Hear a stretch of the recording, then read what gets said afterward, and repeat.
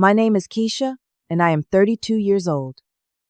At Nova Systems, I always played by the rules, worked overtime, and honored every deadline. Then, Amanda arrived with her designer clothes and suspicious, rapid promotions.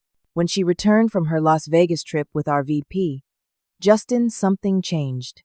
The smirks, the whispers, the blatant disrespect. I knew something was wrong, but I never expected what the audit would reveal. Drop a comment letting me know where you are watching from. Hit that like and subscribe button to join my journey of workplace justice and corporate karma. Nova Systems was my professional home for 7 years. As a senior accounting specialist, I handled financial reports, expense tracking, and budget compliance for our rapidly growing software development company.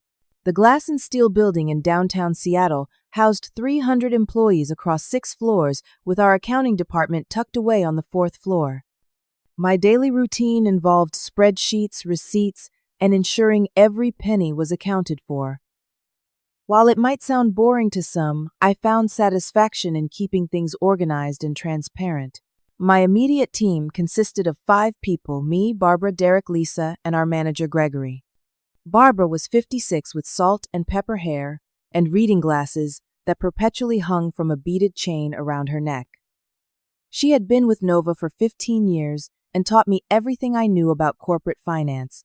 She was my mentor, my work mom, and the person I trusted most in the office. Derek sat at the desk across from mine. At 35, he was the office jokester, but brilliant with numbers. We often grabbed lunch together and vented about work stress. His friendship made even the most hectic days bearable. Gregory, our department head, was a fair and straightforward boss. He recognized hard work and gave credit where it was due. At 48, he had worked his way up from an entry-level position and understood the importance of both technical skills and team dynamics. Nova Systems prided itself on its professional culture. The company handbook emphasized integrity, honesty, and transparency. Our CEO, Richard Thompson, often reminded us during quarterly meetings that our reputation was built on trust, both with clients and within our teams. Everything was running smoothly until Amanda Riley joined our department. Amanda was 26, fresh from getting her MBA at a prestigious university. With long blonde hair, perfect makeup, and clothes that looked straight from high-end boutiques, she immediately stood out in our casual office. Her resume was impressive, but I noticed that she had changed jobs frequently, never staying more than a year at any company. "Keisha, could you help Amanda learn our expense reporting system?" Gregory asked on her first day. "Show her the ropes so she can hit the ground running." I was happy to help. I remembered how overwhelming it felt when I first started, and I wanted to be welcoming. "Thanks for doing this," Amanda said with a smile that didn't quite reach her eyes. "I am sure I will pick it up quickly." I spent that entire morning walking her through our financial tracking system, explaining the importance of documentation and proper categorization of expenses. Every receipt needs to be scanned and attached to the corresponding expense report, I explained. The system flags anything unusual, so we need to be thorough. Amanda nodded along, but I could tell her attention was elsewhere. She kept glancing at her phone and seemed impatient with the detailed explanations. "Is there a faster way to do this?" she asked. "At my last company, we had an assistant who handled all this tedious stuff." "We all handle our own expenses here," I explained. "It ensures accountability." She sighed dramatically. "Well, I suppose I can adjust." That should have been my first red flag, but I chalked it up to new job jitters and different workplace experiences. Over the next few weeks, I noticed some concerning patterns. Amanda frequently missed deadlines for submitting her reports. When I gently reminded her, she always had an excuse ready. "Sorry, I was swamped with that client research Gregory asked for, or I had an important call that ran late." I also noticed discrepancies in some of her documentation. Receipts missing expenses, categorized incorrectly amounts that seemed higher than standard. When I tried to help offering tips to streamline her process, she brushed me off. "I have my own system, Keisha. Not everyone needs to do things exactly your way." Her tone was dismissive, almost condescending, but I tried not to take it personally. Different people had different work styles after all. 2 months after Amanda joined, our CEO announced a major new initiative. Nova Systems would be developing a comprehensive software suite called NovaSync, designed to revolutionize how businesses manage their cloud data. It was projected to be our biggest product launch in 5 years. This is a company-wide priority, Richard announced during an all-hands meeting. Each department will play a crucial role in ensuring its success. Our accounting team would be responsible for managing the substantial budget allocated to the project. It was an exciting opportunity to demonstrate our value to the company. This could mean promotions for those who stand out, Barbara whispered to me during the presentation. Your attention to detail would be perfect for this project. I felt a flutter of excitement. After 7 years of dedicated work, this could be my chance to move up to a management position. I started researching similar projects, preparing spreadsheet templates, and brainstorming efficient tracking systems. The entire accounting team was energized by the project except for Amanda. She seemed uninterested in the financial aspects, which struck me as odd given her role. Instead, she spent increasing amounts of time chatting with employees from other departments, particularly those in executive positions. Networking is half the battle in corporate America, she told me once, when I asked about a report she had promised to complete. Spreadsheets will not get you into the corner office, Keisha. Despite my growing concerns about her work ethic, I remained focused on doing my job well. Little did I know that things were about to take a dramatic turn, and my professional world would be turned upside down by someone I had tried so hard to help. Justin Blackwood arrived at Nova Systems like a hurricane in an expensive suit. At 41, he was the youngest vice president the company had ever appointed. His reputation preceded him, a turnaround specialist with a knack for identifying profitable opportunities and ruthlessly eliminating inefficiencies. With dark hair always perfectly styled, striking blue eyes, and a smile that could sell ice to Eskimos, he commanded attention the moment he entered any room. The entire company buzzed with excitement and anxiety when his appointment was announced. A new VP often meant organizational changes, budget reallocations, and sometimes layoffs. He comes from Wallace Tech, Barbara informed me over morning coffee. Doubled their market share in 3 years, but also cut their workforce by 20%. Should we be worried? I asked, mentally reviewing my recent performance reviews and project contributions. Barbara shrugged. Just keep doing what you have always done. Quality work speaks for itself. Our first department meeting with Justin was scheduled for a Tuesday morning. Everyone arrived early, dressed slightly more formally than usual. Even Derek traded his typical casual button-up for a tie. Justin entered the conference room exactly on time, followed by Gregory. He spent the first few minutes reviewing financial reports I had prepared, nodding occasionally. These are detailed and well organized, he said, and I felt a small surge of pride. Then he outlined his vision for the accounting department's role in the NovaSync project. This is not just about tracking numbers. I need forward-thinking financial strategies that will position this product for maximum market impact. Amanda, who had been unusually quiet, suddenly spoke up. I actually have some thoughts on how we could structure the budget to allow for more aggressive marketing while maintaining profitability. Justin raised an eyebrow, looking interested. Go on. For the next 5 minutes, Amanda confidently presented ideas that sounded impressive but lacked specific implementation details. I noticed several flaws in her reasoning but remained silent, not wanting to create tension in the first meeting with our new VP. Those are exactly the kind of innovative approaches I am looking for, Justin said when she finished. Let us discuss this further. Can you prepare a more detailed proposal for me? Absolutely, Amanda replied with a dazzling smile. After the meeting, the dynamics in our department began to shift subtly. Amanda, who had previously shown little interest in her accounting responsibilities, suddenly became highly visible and vocal. She started arriving early, staying late, and volunteering for additional projects, particularly those that would put her in direct contact with Justin. Within 2 weeks, she had secured a spot presenting at the executive team, meeting an opportunity usually reserved for senior staff or department heads. How did she manage that? I whispered to Barbara as we watched Amanda confidently walk into the executive conference room carrying a leather portfolio. Some people have a talent for self-promotion, Barbara replied, her expression carefully neutral. Just be careful, Keisha. I have seen this pattern before. People who rise quickly by building relationships rather than results often leave collateral damage in their wake. I tried to focus on my own work, but it was increasingly difficult to ignore how Amanda's behavior was changing. The once merely dismissive colleague had become openly condescending. Keisha, could you make copies of these for me? She asked one day, dropping a stack of papers on my desk without even looking up from her phone. Justin needs them for his 3 o'clock. That is not part of my job, I replied calmly. The copy machine is down the hall. She looked up surprised by my refusal. I thought you were a team player. I am. That is why I expect everyone to handle their own administrative tasks so we can all focus on our actual responsibilities. She rolled her eyes and snatched the papers back. No wonder you have been in the same position for 7 years. That comment stung more than I cared to admit. I had always taken pride in my work and believed that consistency and reliability were valuable traits.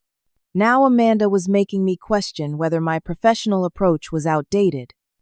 Gregory, who had always appreciated my methodical work style, began to show increasing favor toward Amanda's flashier contributions. When I submitted a detailed budget tracking system for NovaSync, something I had spent weeks perfecting, he barely glanced at it before saying he would review it later. Yet when Amanda presented a colorful but substantially less rigorous marketing expense projection, he immediately called it exactly what Justin is looking for and asked her to share it directly with the VP.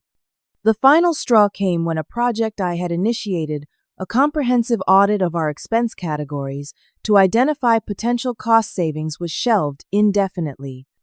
We need to prioritize forward-looking initiatives, Gregory explained when I asked about it. Amanda is leading a new approach to budget allocation that Justin feels better aligns with our strategic goals. I left his office feeling invisible. 7 years of dedication seemed to count for nothing against 3 months of Amanda's strategic networking. That evening, I confided in Derek over happy hour drinks at the bar across from our office. I feel like I am disappearing, I admitted. Like suddenly everything I have contributed does not matter. Derek swirled his beer thoughtfully. Office politics is a game some people excel at. Amanda knows exactly which strings to pull. Is that all it takes? Pulling strings? What about actual competence? Competence matters, Derek assured me, but so does visibility. And right now, Amanda has positioned herself directly in the spotlight. I sipped my drink considering his words. So you think I should start playing the game too? Derek shook his head. I think you should stay true to yourself, but maybe find ways to ensure your contributions cannot be overlooked or claimed by others.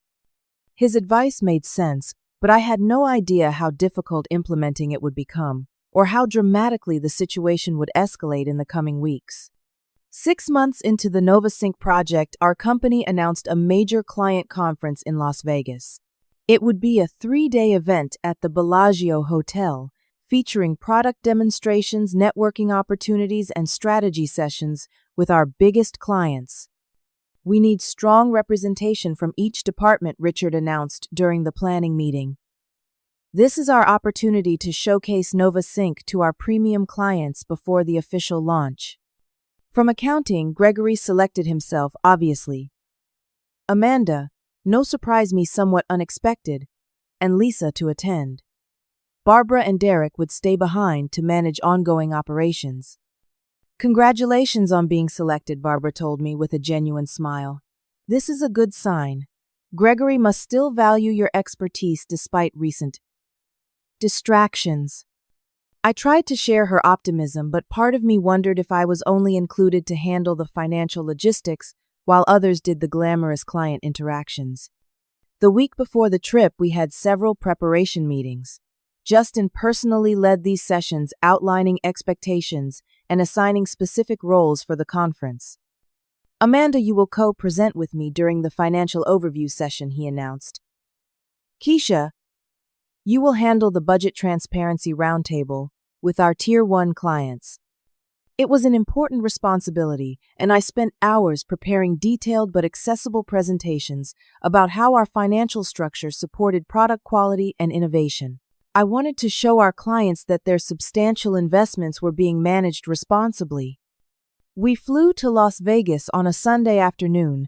The company had booked premium economy seats, and I found myself sitting next to Lisa, while Amanda managed to secure a seat beside Justin in the row ahead of us. "How did that happen?" Lisa whispered. The seating chart had her next to me. I shrugged, though I had my suspicions. Maybe there was a last-minute change. Throughout the flight, I could hear Amanda laughing at Justin's comments and engaging him in animated conversation while I reviewed my presentation notes one final time. The Bellagio was even more impressive than I had imagined. Crystal chandeliers, elegant marble floors, and the famous dancing fountains visible from the lobby windows. We were each given key cards to our rooms, with instructions to meet in the hotel conference center at 7 that evening for a welcome reception. My room was on the 20th floor with a view of the Strip. After unpacking and refreshing myself, I headed down to the reception precisely at 7. The ballroom had been transformed into a networking space with high-top tables, a bar serving signature cocktails, and servers circulating with trays of appetizers. I spotted Gregory speaking with some clients and made my way toward him, hoping for an introduction. Before I could reach them, however, Amanda appeared in a stunning red dress that looked far more appropriate for a gala than a business function. "Keisha, you made it," she said with a smile that did not reach her eyes. "Love the professional look." I was wearing a black pencil skirt and blue blouse that I considered perfectly appropriate for a business reception. Her comment made me momentarily self-conscious, but I refused to show it. "Thanks. I am looking forward to meeting the Westridge team before our roundtable tomorrow." "Oh, I already spoke with them at the bar," she replied dismissively. "They are more interested in the broader strategy than budget details. I told them I could address their questions personally." My carefully prepared roundtable was being undermined before it even began. "That is not your assigned area," I said firmly. She laughed. "Do not be so rigid, Keisha. These events are fluid. It is about building relationships." Before I could respond, Justin appeared beside her. "Amanda, there you are. The Axiom Tech CEO just arrived. I would like to introduce you." They walked away together, Justin's hand resting lightly on the small of her back, in a gesture that seemed slightly too familiar for a professional setting. The rest of the evening followed a similar pattern. Whenever I tried to engage with key clients, I would find that Amanda had somehow preceded me, presenting herself as the point person for their concerns, even on topics that were explicitly my responsibility. The next morning, we had our first full day of sessions. My budget transparency roundtable was scheduled for 11, and despite Amanda's interference, several major clients attended. The discussion was productive, and I received positive feedback on my clear explanations of how we allocated resources. "This is exactly the kind of insight we have been seeking," said the CFO of Thornfield Innovations. "Your attention to detail is impressive." That small victory gave me renewed confidence, but it was short-lived. When I arrived at the executive luncheon following my session, I noticed that Amanda was seated at the head table with Justin and our CEO, while I was assigned to a table at the far side of the room with clients I had not yet met. More concerning was what happened after lunch.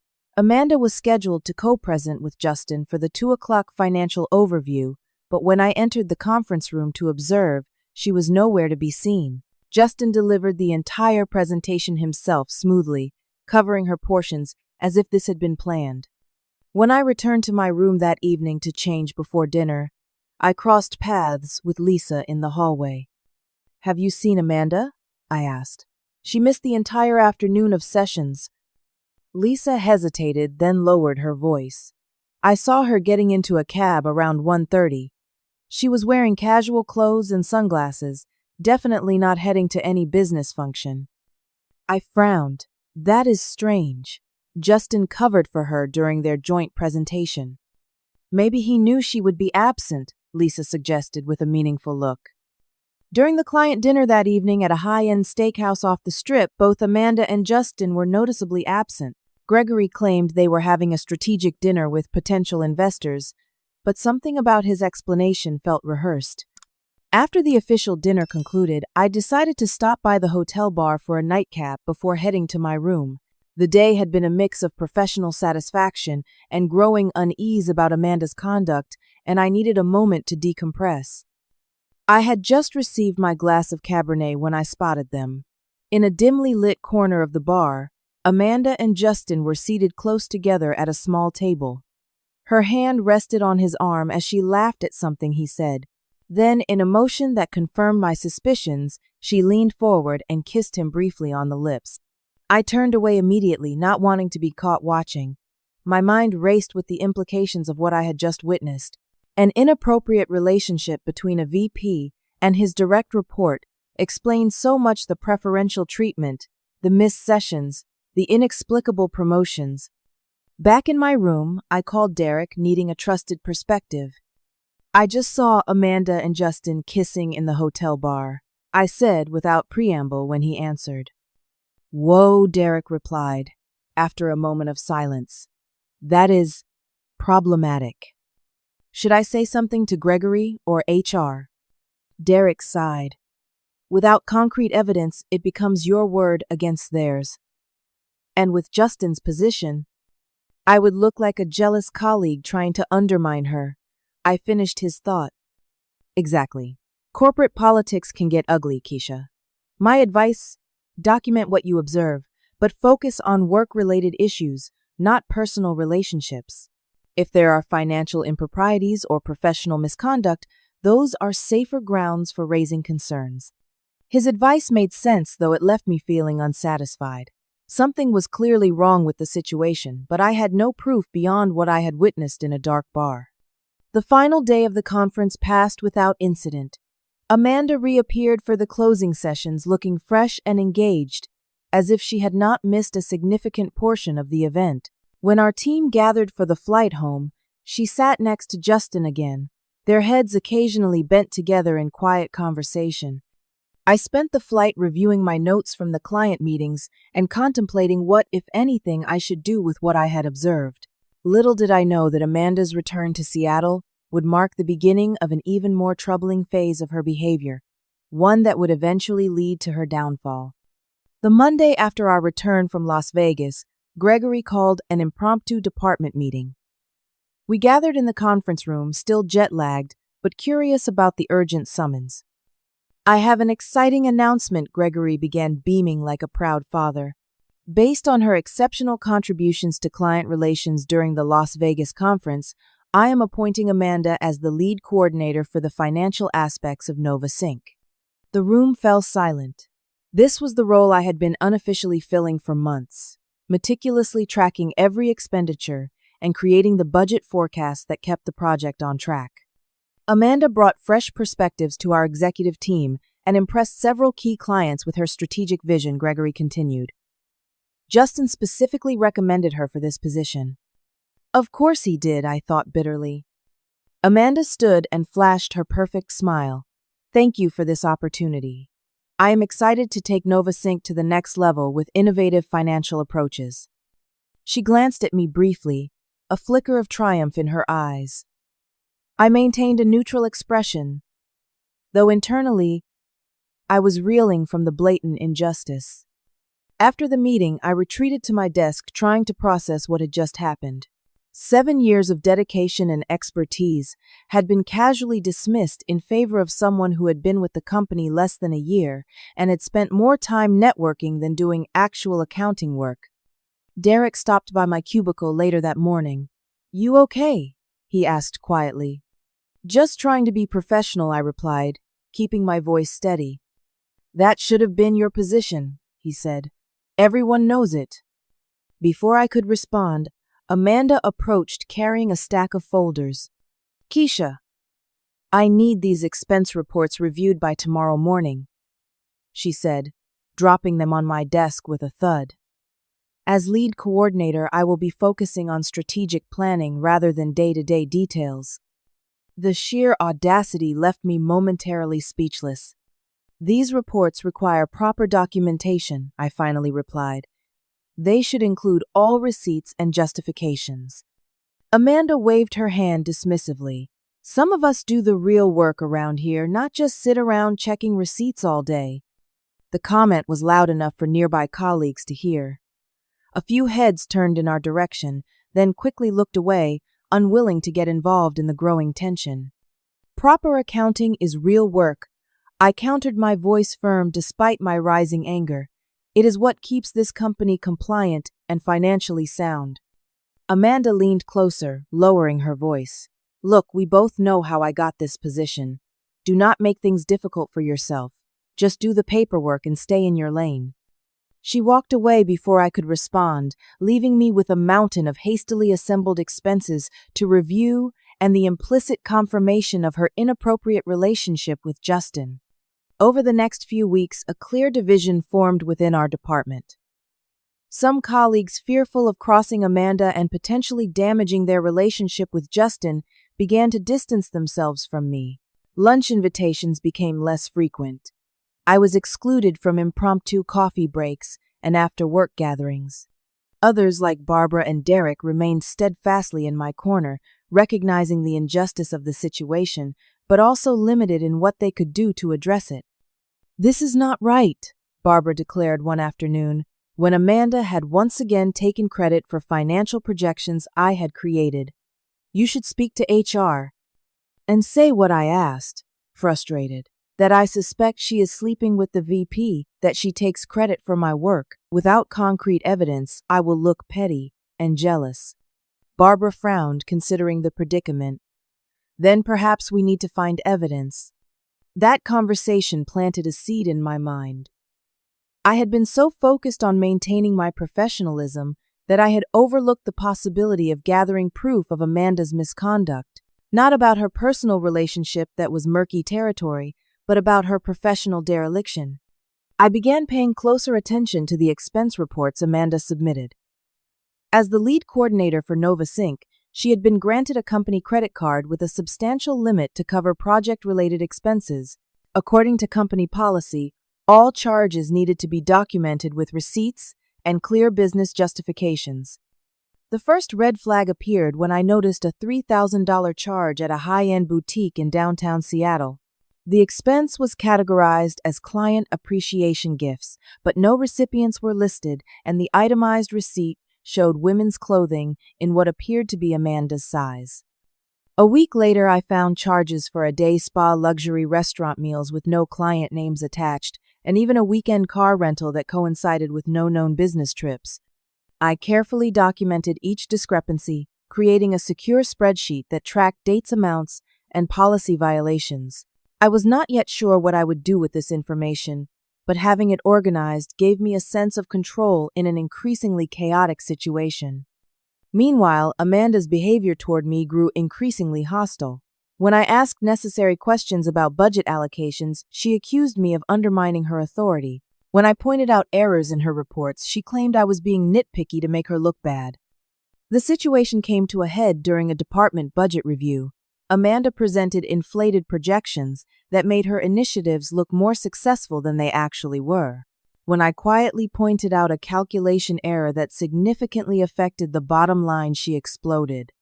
If you have a problem with my numbers, Keisha, perhaps you should raise your concerns through proper channels, instead of trying to embarrass me in meetings, she snapped. I am simply doing my job, I replied evenly. Accuracy matters in accounting. Your job is to support my leadership, not question it, she retorted. Maybe if you spent less time scrutinizing my work and more time improving your own, you would not be stuck in the same position for 7 years. The room fell uncomfortably silent. Even Gregory looked taken aback by the naked hostility in her tone. After the meeting, Barbara found me in the break room, hands shaking as I attempted to make a cup of tea. That was completely unprofessional, she said, her voice tight with anger on my behalf. She crossed a line. She knows I have been documenting her expenses, I admitted. Derek saw her at my computer yesterday when I stepped away. I think she found my spreadsheet. Barbara's expression turned serious. Be careful, Keisha. People like Amanda can be dangerous when cornered. Her warning proved prophetic. The very next day, Gregory called me into his office, his expression grave. "Keisha, I have received complaints about you creating a hostile work environment," he began. What from whom I asked, though I already knew the answer. "Amanda has reported that you have been undermining her authority, questioning her decisions in front of others, and possibly accessing her computer without permission. The last accusation was a complete fabrication and a projection of her own actions." "That is absolutely false," I stated firmly. "I have been professional, despite extremely difficult circumstances." Gregory sighed, looking uncomfortable. "Look, I know you are disappointed about not getting the coordinator position, but we need to move forward as a team. Amanda is very valued by upper management." By Justin, he meant. The implication was clear. "I understand," I replied, my voice carefully controlled. "Is there anything else?" "Just try to support Amanda's initiatives going forward. She is under a lot of pressure to deliver results." I left his office feeling more isolated than ever, but also more determined. If Amanda was willing to make false accusations against me, what else might she be doing? The expense discrepancies I had documented suddenly seemed like potentially the tip of a much larger iceberg. That evening, I received an unexpected email from our automated expense system. Due to a glitch, I had been copied on Amanda's latest expense report submission, a comprehensive file of all her charges for the past 3 months. I hesitated for only a moment before opening the attachment. What I found left me breathless with shock and paradoxically a strange sense of vindication. The expense report file contained far more than I had anticipated. Not only were there the questionable charges I had already documented, but dozens more that painted a clear picture of systematic abuse of company funds. Amanda had been living lavishly on Nova Systems' dime and apparently felt confident enough to leave a detailed paper trail. The boutique charges I had noted were just the beginning. There were multiple high-end clothing purchases, all categorized as client gifts or conference attire, but with shipping addresses matching Amanda's home. Spa treatments listed as team-building activities despite no other team members being present. First-class flight upgrades labeled as necessary business accommodation. Most concerning were several expensive hotel charges in Seattle. Itself instances where Amanda had apparently checked into luxury hotels downtown, despite living less than 20 minutes away. The dates of these hotel stays frequently coincided with evenings when Justin was supposedly working late at the office. I sat at my kitchen table until 3 in the morning, methodically going through every line item, taking screenshots, and creating a comprehensive document of apparent violations. The total amount Amanda had misappropriated over just 3 months exceeded $20,000, enough to constitute serious fraud rather than merely sloppy expense reporting. This was no longer about office politics or professional jealousy. This was criminal behavior that could potentially harm the company I had dedicated years to building. Sleep eluded me that night as I wrestled with what to do next. Direct confrontation seemed unwise, given Amanda's previous false accusations. Going to Gregory had proven ineffective, as he was clearly reluctant to challenge anything connected to Justin. Human resources might be an option, but they ultimately reported to the executive team, including Justin himself. The next morning, exhausted but resolute, I sought out Barbara in the small kitchen area before most employees arrived. "I need your advice," I said quietly after ensuring we were alone. "I have evidence of serious financial misconduct, but I am not sure how to proceed." Barbara's eyes widened as I summarized what I had discovered. "This goes beyond inappropriate expenses," she said, her voice barely above a whisper. "This is fraud, Keisha, potentially prosecutable fraud." "I know," I replied. "That is why I am hesitant to move forward without a solid plan. If I mishandle this, it could backfire spectacularly." Barbara thought for a moment, absently adjusting her reading glasses. "As accountants, we have an ethical obligation to report financial improprieties. But you are right to be cautious about how you do it." She glanced around again to ensure our privacy before continuing. "The annual audit is scheduled for next month. The external auditors report directly to the board, not to executives. That might be your safest channel. It was a sensible suggestion. External auditors would be impartial and focus solely on financial propriety rather than office politics. I could compile the evidence for them, I mused. Make sure it is impossible to ignore. Just be careful about how you store that information, Barbara warned. And who knows you have it? I nodded, grateful for her wisdom. I will be discreet. But discretion proved challenging in an increasingly hostile environment. That very afternoon, Amanda called an unexpected team meeting where she announced a restructuring of financial responsibilities for Nova Sync. To optimize our workflow, she began with a practiced corporate smile. I will be consolidating all expense approvals under my direct supervision.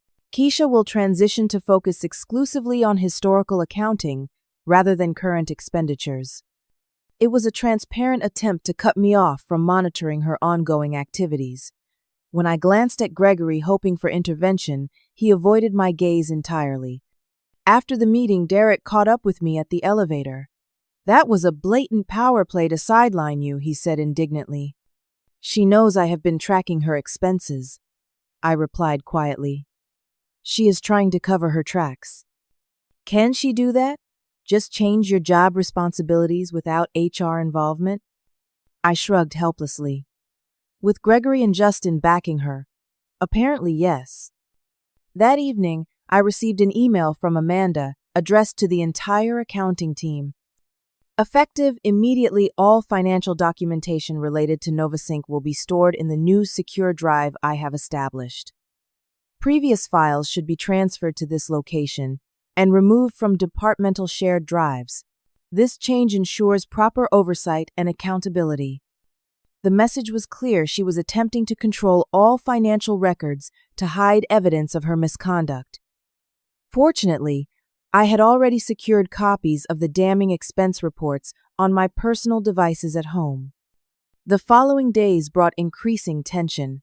Amanda began criticizing my work openly in meetings, questioning my competence in emails copied to Gregory and other managers, and assigning me menial tasks clearly beneath my qualification level. I need you to reorganize the supply closet filing system, she told me one afternoon, dropping a box of random receipts on my desk. Everything needs to be in chronological order. That is not part of my job description, I replied calmly. And I have quarterly projections due tomorrow. This takes priority, she insisted with a cold smile. Unless you would prefer I discuss your unwillingness to support team initiatives with Gregory again. The threat was unmistakable. I took the box without another word, silently adding this incident to my growing documentation of her inappropriate behavior. By the end of the week, I was emotionally exhausted. The constant hostility, the blatant injustice, and the knowledge of Amanda's fraud weighed heavily on me. I began to question whether fighting this battle was worth the toll it was taking on my mental health. That Friday evening, I found myself alone in the office, late finishing the mindless filing task Amanda had assigned. Most employees had left hours ago, eager to start their weekends. The quiet gave me time to think, to consider my options moving forward. Perhaps it was time to start looking for a new position elsewhere. Somewhere my experience and integrity would be valued. As I was gathering my things to leave, I noticed a light still on in the conference room. Curious, I approached quietly and heard voices. Amanda and Justin engaged in what sounded like an argument. $20,000 for the Cayman trip is excessive, Justin was saying, his voice tight. The board is already questioning some of the NovaSync expenses. You said to book the presidential suite, Amanda replied defensively. And the private dining experiences were your idea. Yes, for legitimate client entertainment, not for us personally. You cannot keep coding our trips as business expenses. It is too risky. No one is looking that closely, she insisted. And if anyone questions anything, I have moved all the financial documentation to my secured drive. Plus, I have sidelined Keisha completely. That was sloppy, Justin admonished. She has been here for years and has relationships throughout the company. Making an enemy of her was unnecessary. She was getting too close to the actual numbers, Amanda replied. Trust me, she is no threat now. I have made sure Gregory sees her as bitter and uncooperative. I backed away silently, my heart pounding. Their conversation confirmed not only the fraud but the deliberate campaign to discredit me. Part of me wanted to confront them immediately, to finally bring their scheme into the open, but that would be impulsive and potentially disastrous. Instead, I returned to my desk and wrote a detailed account of what I had just overheard, adding it to my growing file of evidence. The annual audit was just 3 weeks away. If I could hold on until then, I would have a proper channel to expose the truth. That night, I called Barbara from my apartment, needing to share the burden of what I had discovered. They are planning a trip to the Cayman Islands on the company dime, I told her, still stunned by the audacity. They have been using NovaSync funds for personal expenses all along. Oh, Keisha, Barbara sighed heavily. This is worse than we thought. They could both face criminal charges if this comes to light. Which makes them even more dangerous, I realized aloud. They have everything to lose if they are exposed. Be very careful, Barbara cautioned. People capable of this level of deception will not hesitate to sacrifice others to protect themselves. Her words proved prophetic the very next Monday when I arrived at work to find an email from Human Resources requesting my presence for an urgent discussion. When I entered the small conference room, I found not only the HR director but also Gregory and, surprisingly, Justin himself. Keisha, serious concerns have been raised about your recent conduct, the HR director began formally. There are allegations that you have been accessing confidential financial files without authorization and creating a hostile work environment. I remained outwardly calm, despite the surge of adrenaline. What specific files am I alleged to have accessed improperly? Amanda reports that you downloaded her personal expense reports and have been using that information to undermine her authority, Gregory replied. I received those reports through the automated system, I stated truthfully. As a senior accounting specialist, reviewing expense compliance is part of my job description. Justin leaned forward, his expression stern. The issue is not just accessing the files, but what you have done with the information. There are concerns you are building a case against Amanda out of personal animosity. The irony of him accusing me of personal motivations was almost laughable, but I maintained my composure. I document financial irregularities as part of my professional responsibility, I replied evenly. If Amanda's expenses show irregularities, that is a matter for the upcoming audit to determine. At the mention of the audit, Justin's expression flickered briefly with what looked like concern before he regained his neutral demeanor. We are simply asking you to focus on your assigned tasks and avoid creating unnecessary conflict within the team, the HR director concluded. I understand, I replied, choosing my next words carefully. And I assure you that my only interest is in maintaining the financial integrity of Nova Systems. I left the meeting shaken but more determined than ever. They were clearly worried about the approaching audit, worried enough to try intimidating me into silence. But they had underestimated my resolve and overestimated their ability to cover their tracks. That evening, I made my final preparations. I organized all my documentation chronologically, created clear summaries of the most egregious violations, and backed up everything to multiple secure locations. If anything happened to me professionally before the audit, the evidence would still find its way to the appropriate authorities. As I closed my laptop after hours of meticulous work, I felt an unexpected sense of calm. For months, I had endured disrespect, false accusations, and professional marginalization. I had watched helplessly as someone with far less experience and integrity had been promoted over me through deception and inappropriate relationships. But now finally, I held the truth in my hands, and soon that truth would speak for itself. The day of the annual financial audit arrived with an atmosphere of tension throughout the accounting department. External auditors from Preston Watkins & Associates, one of the most respected accounting firms in Seattle, had set up in our largest conference room. Their reputation for thoroughness and integrity was well established, and even executives approach their process with appropriate deference. The audit team consisted of 5 people led by Eleanor Preston herself, a formidable woman in her 60s, with silver hair cut in a precise bob and piercing gray eyes that seemed capable of detecting numerical discrepancies at 2060.6060.9 paces. Her team included 2 senior auditors and 2 junior staff who methodically unpacked laptops, monitors, and portable scanners. "Good morning, everyone," Eleanor addressed our assembled department. "As you know, we will be conducting Nova Systems' annual financial audit over the next 3 days. We expect full cooperation and transparency from all staff members. Each of you will be scheduled for an individual review session where we will examine documentation related to your areas of responsibility." Gregory nodded vigorously. "Of course, Miss Preston.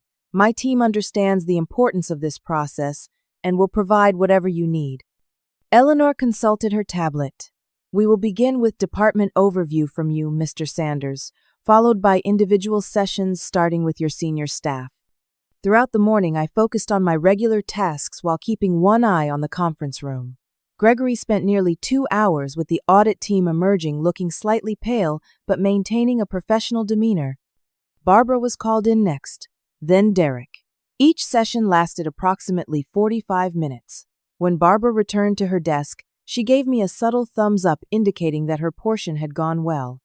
Around 2 in the afternoon, Eleanor's assistant approached my desk. "Miss Wade, the audit team is ready for your session now." I gathered my prepared files and took a deep breath. This was the moment I had been waiting for, a chance to present my concerns to impartial professionals with the authority to investigate properly. Eleanor greeted me with a firm handshake as I entered the conference room. "Please have a seat, Miss Wade. I understand you have been with Nova Systems for 7 years. "Yes, that is correct," I replied, settling into the chair across from her. "And your current role involves financial tracking for the NovaSync project?" "It did, until recently," I explained. "My responsibilities were adjusted last month." Eleanor made a note without comment. "Please walk us through your documentation processes for project expenses."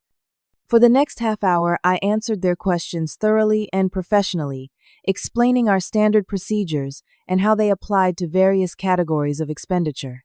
Eleanor and her team were meticulous, occasionally asking me to clarify specific points or provide examples.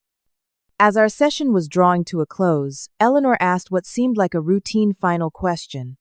"Is there anything else regarding financial practices at Nova Systems that you believe we should be aware of?" This was my opening. I took a measured breath before responding. "Yes, Miss Preston. I have documented some concerning expense patterns related to the NovaSync project that I believe merit review."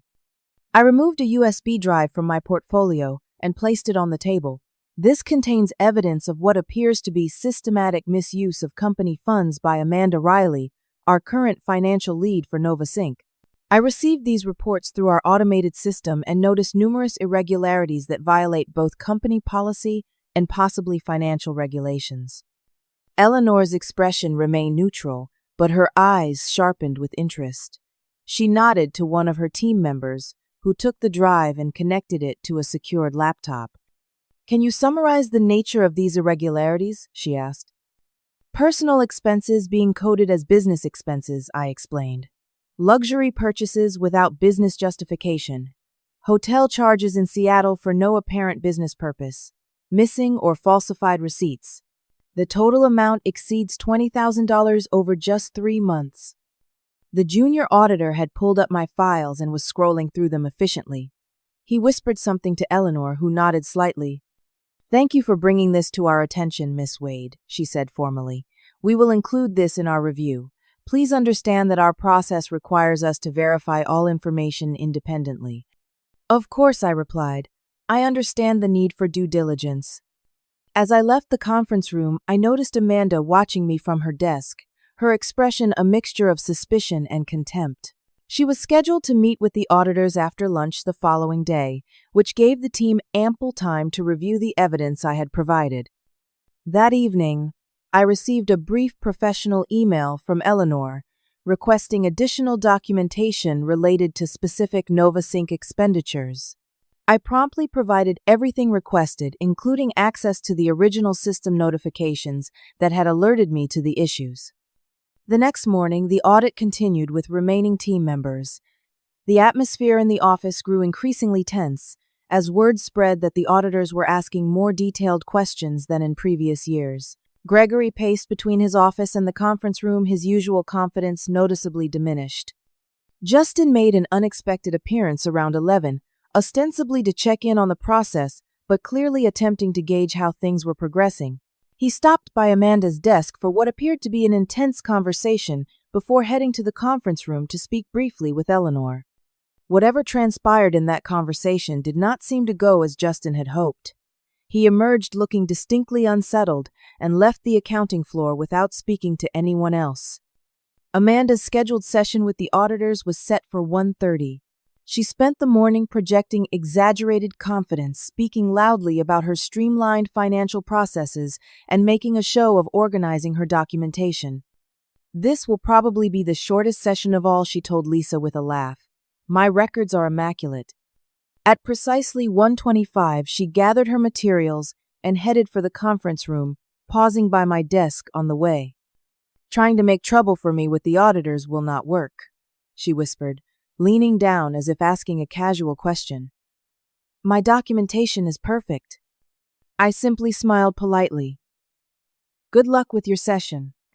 Amanda entered the conference room with her typical confident stride, a leather portfolio tucked under her arm containing what she believed were her carefully curated expense reports, documentation that she had likely spent hours sanitizing to hide her misdeeds.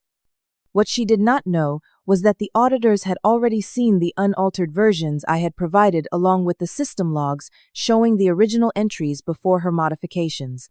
Through the glass walls of the conference room, I could see Eleanor greeting Amanda with the same professional courtesy she had shown everyone else. The initial questions appeared routine, with Amanda responding animatedly, gesturing occasionally to emphasize points.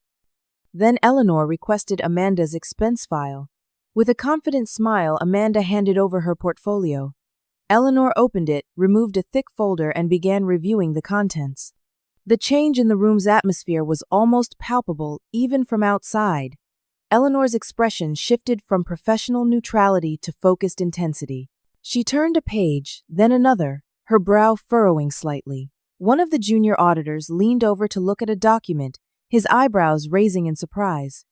Eleanor said something to Amanda, whose confident smile faltered slightly as she responded.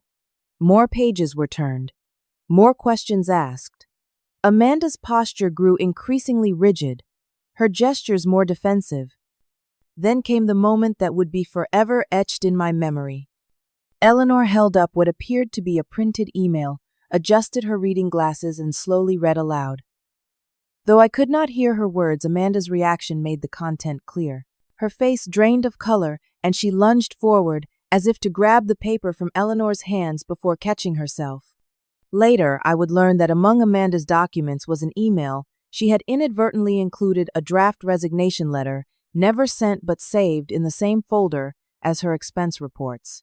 The letter began with the words Eleanor had read aloud. "My dearest Nova Systems, I must resign to pursue my dream of interpretive dance." The letter continued to explain that Amanda had accepted a position with a competitor and planned to leave once she had maximized her financial opportunities at Nova, a thinly veiled reference to her systematic embezzlement. The remainder of Amanda's audit session lasted nearly 2 hours, far longer than any other employee's review. When she finally emerged, her usual confident demeanor had vanished entirely. Without making eye contact with anyone, she went directly to her desk, gathered her personal items, and left the office. By late afternoon, whispers were circulating throughout the department. The audit team had requested access to Amanda's secured drive, where they discovered additional damning evidence, not just of her expense fraud, but of deliberate manipulation of NovaSync's financial projections to make her contributions appear more valuable than they were. At 5 o'clock, Eleanor requested a meeting with Gregory, Richard, and surprisingly me. In the small executive conference room, She laid out her preliminary findings. We have identified substantial financial improprieties related to NovaSync expenses, she stated without preamble. Based on our initial review, Amanda Riley has misappropriated company funds exceeding $45,000 over the past 6 months. Additionally, we have evidence suggesting Justin Blackwood was aware of and potentially complicit in some of these activities. Richard's face darkened with anger. How did this happen? We have controls in place specifically to prevent this kind of abuse. Those controls were systematically circumvented, Eleanor explained. Miss Riley had created a shadow reporting system that allowed her to present sanitized records to management while maintaining separate documentation of actual expenditures. And no one noticed this, Richard demanded, looking pointedly at Gregory, who squirmed uncomfortably. Miss Wade noticed, Eleanor replied calmly. Her documentation was instrumental in bringing these issues to light. All eyes turned to me. I maintained a professional demeanor despite the vindication washing over me. I was simply doing my job, I said quietly. Ensuring financial accuracy is my responsibility. Richard nodded slowly. It seems we owe you a debt of gratitude, Keisha, and an apology for not taking your concerns seriously sooner. As the meeting concluded, Eleanor informed us that her team would complete a comprehensive forensic audit of all NovaSync finances and that their findings would likely be shared with appropriate regulatory authorities given the scale of the fraud. I left the office that evening, feeling a complex mixture of emotions: relief that the truth had finally emerged, satisfaction that justice would be served, but also sadness for the damage done to a company I cared about deeply. What I did not yet realize was how completely this experience would transform not just my professional standing, but my understanding of my own strength and resilience. The fallout from the audit was swift and far-reaching. By the following Monday, Amanda had been officially terminated for financial fraud and ethical violations. Justin was placed on administrative leave pending a full investigation of his involvement. Within 2 weeks, he too was gone, having resigned rather than face a public dismissal. An emergency board meeting resulted in a company-wide email from Richard detailing the situation with remarkable transparency. Nova Systems has always prided itself on integrity and ethical conduct. Recent events have shown us that we must be even more vigilant in upholding these values. 2 employees have left the company following serious violations of our financial policies and ethical standards. We are implementing additional safeguards to ensure similar situations cannot occur in the future. We remain committed to accountability at all levels of the organization. Though names were not mentioned in the public communication, the entire company knew what had happened. The NovaSync project was temporarily paused for a complete financial review before continuing under new leadership. Gregory survived professionally, but was demoted from his department head position. In a private conversation that must have been difficult for him, he apologized to me. I was blinded by Justin's influence, and Amanda's confidence, he admitted, unable to meet my eyes. I should have trusted the judgment of someone with your track record instead of being swayed by flashy presentations and executive favor. I failed as a manager, and I failed you personally. I appreciated his candor, though the trust between us had been irreparably damaged. Still, we would need to find a way to work together professionally moving forward. 3 weeks after the audit, Richard called me into his office. I entered with some trepidation, still unsure of my standing despite the vindication. Keisha, please sit down, he said, gesturing to the chair across from his desk. I have been reflecting on recent events and having numerous conversations with the board. I sat quietly waiting for him to continue. Your actions during this difficult period demonstrated exactly the qualities we need in leadership positions at Nova Systems: integrity, attention to detail, and moral courage despite personal risk. He slid a folder across the desk toward me. We would like to offer you the position of financial director for NovaSync with a direct reporting line to me. I opened the folder to find a formal offer letter with a substantial salary increase, expanded responsibilities, and a clear path for future advancement. The board and I believe that rebuilding trust in this project requires someone whose ethical standards are beyond question, Richard continued. Your handling of this situation proved you are that person. I felt a surge of emotion, vindication, yes, but more importantly, recognition of my true value to the company I had served faithfully for years. Thank you for this opportunity, I said sincerely. I would be honored to accept. The transition to my new role was not without challenges. Some colleagues who had aligned themselves with Amanda or Justin were initially resistant to my authority. Others who had witnessed my marginalization were surprised by my sudden elevation. Barbara, of course, was unwavering in her support. I always knew your integrity would be recognized. Eventually, she told me, beaming with pride like a mother at a graduation ceremony. Though I admit, I did not expect it to happen quite so dramatically. Derek organized a small celebration dinner with a few trusted colleagues. To Keisha, he toasted, raising his glass, who taught us all that slow and steady really does win the race. We laughed, but his words carried a profound truth that I was only beginning to fully appreciate. The rebuilding process was extensive. NovaSync had been compromised, not just financially, but in its core development. With my new authority, I implemented transparent budget tracking systems and regular financial reviews accessible to all team members. No more hidden expenses, no more privileged access. I also made a point of recognizing and promoting talent based on measurable contributions rather than personal connections. Lisa, who had shown remarkable financial insight during the crisis, became my deputy director. Together, we restored both the project's financial health and the team's morale. 6 months after the audit, NovaSync launched successfully. The product received excellent reviews, and our financial management was specifically cited in industry publications as a model of transparency. Richard invited me to present our journey at the annual company meeting, a forum previously reserved for executives and department heads. Standing before 300 colleagues, I shared not just the technical aspects of our financial turnaround, but the deeper lessons I had learned. Success built on deception is inherently unstable, I told them. It may rise quickly, but it will fall just as rapidly. True success, the kind that endures, is built on a foundation of integrity, perseverance, and genuine contribution. As the months passed, the acute pain of my earlier treatment gradually faded, replaced by a profound appreciation for the lessons the experience had taught me. I had learned to trust my instincts, to stand firm in my values even when it was difficult, and to recognize that justice may be delayed but rarely denied completely. The most unexpected outcome was my newfound confidence. Having weathered a storm that might have broken many others, I discovered reservoirs of strength I had not known I possessed. The woman who had once quietly accepted marginalization now confidently led major initiatives and mentored younger employees facing their own professional challenges. One evening, almost a year after the audit, I found myself working late, reviewing quarterly projections for the upcoming board meeting.